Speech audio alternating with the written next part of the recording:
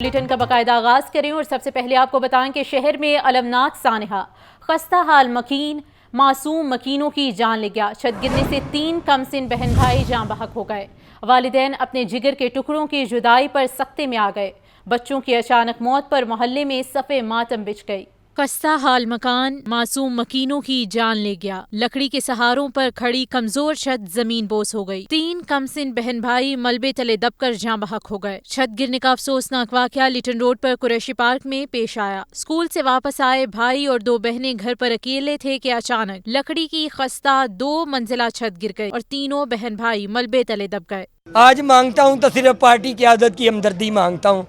مجھے وزیر اعلیٰ پنجاب کی اور میری اعلیٰ لیڈرشپ حمزہ صاحب، میاں شہباز شریف صاحب، میاں نواز شریف صاحب کی خصوصی ہمدردی کی ضرورت ہے۔ امدادی ٹیموں نے ملبہ ہٹا کر ایک بچے کو سروسز جبکہ 2 کو میو ہسپتال منتقل کیا، لیکن تینوں بہن بھائی دم توڑ گئے۔ محلہ داروں کا کہنا تھا کہ اگر حکومت مہنگائی میں کمی کرتی تو ان بدقسمت بچوں کے والدین اپنے ٹوٹے پھوٹے گھر کی بروقت مرمت کرا لیتے اور یہ حادثہ نہ ہوتا۔ اگر یہ حالات بہتر ہوتے، ملکی لیول پر کاروبار ہوتا، بزنس ہوتا، تو غریب آدمی چند پیسے بچا کر اپنی کچھ مرمتیں کرا لیتا ہے، کوئی گھر کی اپنی دیکھ بھال کر لیتا ہے۔ پولیس کے مطابق خستہ حال گھر میں 3 بھائی اپنے بیوی بچوں کے ہمراہ رہائش پذیر تھے۔ معصوم بچوں کی المناک موت پر محلے میں کہرام مچ گیا، جبکہ گھر کی تباہی سے پریشان والدین اپنے جگر کے ٹکڑوں کی جدائی پر سکتے میں آ گئے۔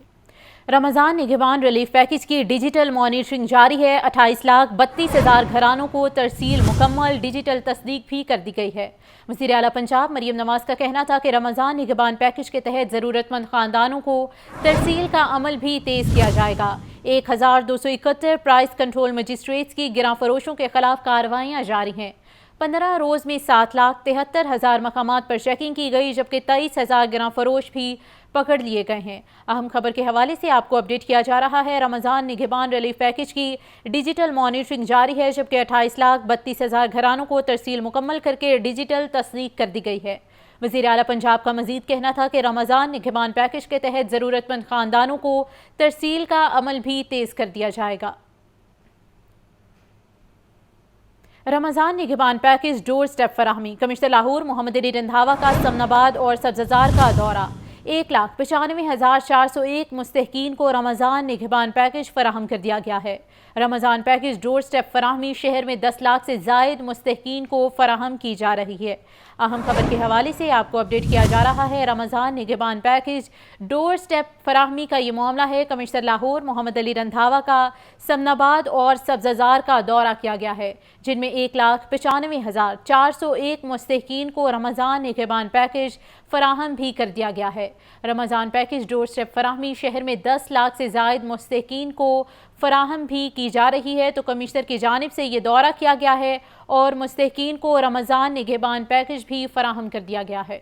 شہر کا موسم یکسر تبدیل، دن میں گرمی اور رات کو سردی کا احساس۔ کم سے کم درجہ حرارت 13 ڈگری سینٹی گریڈ ریکارڈ کیا گیا۔ رواں ہفتے زیادہ سے زیادہ درجہ حرارت 30 ڈگری سینٹی گریڈ تک جانے کا امکان ہے۔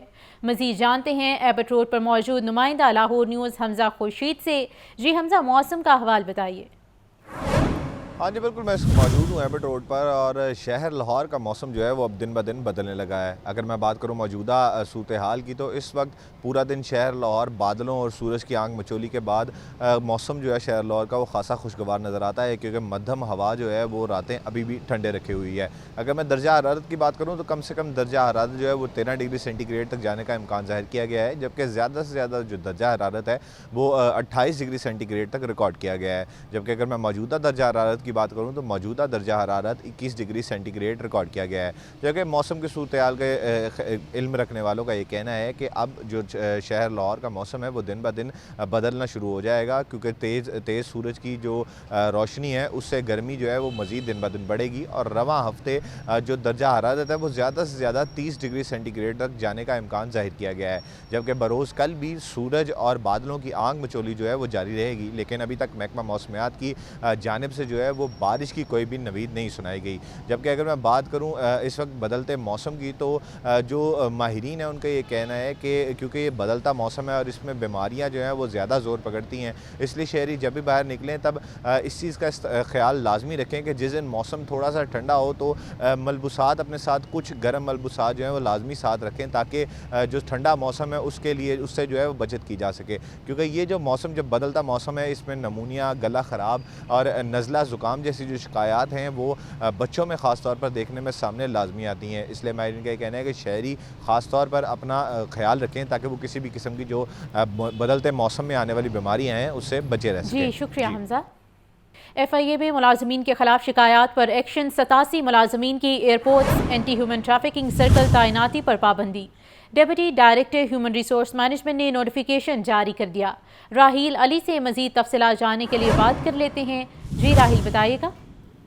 جی ایف میں یہ بڑی کارروائی کی گئی ہے، اور ذرائع کا کہنا یہ ہے کہ لیبیا یونان کسی حادثے کی رپورٹ ہے جس کے روشن میں کارروائی کرتے ہوئے جو 86 سے زائد جو افسران ہیں ان کو جو ہے وہ بلیک لسٹ کر دیا گیا ہے، اور ان کے بارے میں کہا گیا ہے کہ انہیں جو ہے وہ ایئرپورٹس پر اور ان کی اسمگلنگ جو ان کا سرکل ہے وہاں پر تعیناتی نہیں دی جائے گی۔